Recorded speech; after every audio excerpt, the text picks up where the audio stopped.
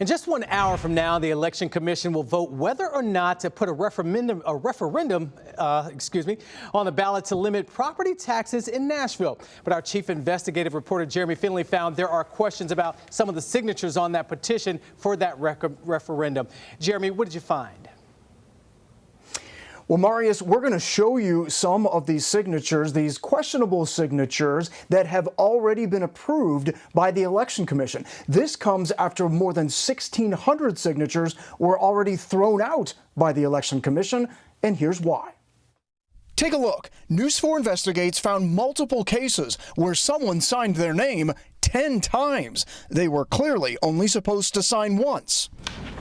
They were among the 1,651 signatures thrown out by the Election Commission, included in a petition for a ballot referendum that would limit property tax rates. I was surprised by the blatant attempt to kind of pad the numbers. DARDEN Copeland's public affairs firm reviewed the signatures that were thrown out and the ones that were approved by the Election Commission. And he says they found plenty more that shouldn't have been allowed. All the signatures look identical to each other, and in that case, they shouldn't count. We also reviewed what the firm considers questionable signatures. Again, these are supposed to be signatures for two different people, often with the same last name. See the similarities in the letter D? Also, this signature is supposed to be for someone named Paul.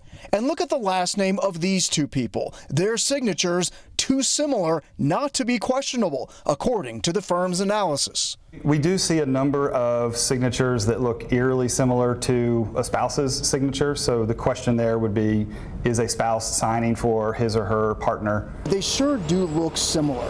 So is that a concern?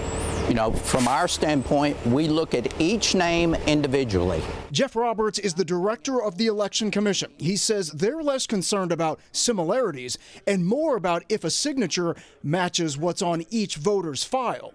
If that signature matches the signature we have on file or has the same characteristics, we're going to verify the signature. Despite the firm's concerns, Roberts says the commission has already approved them. And we have done our very best job we can to make sure that they match the signatures we have on the voter rolls.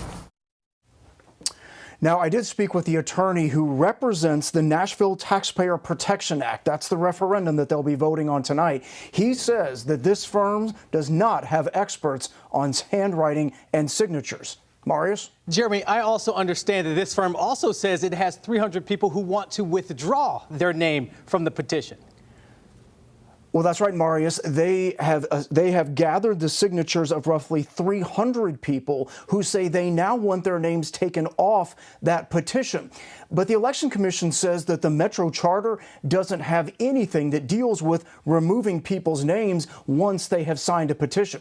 Also want to point out something quickly. You may have noticed in the story that we blurred out some parts of each person's name. That's because we wanted to show you why they were questionable, but at the same time, we have no proof that any of these people did this deliberately to inflate the numbers. Marius?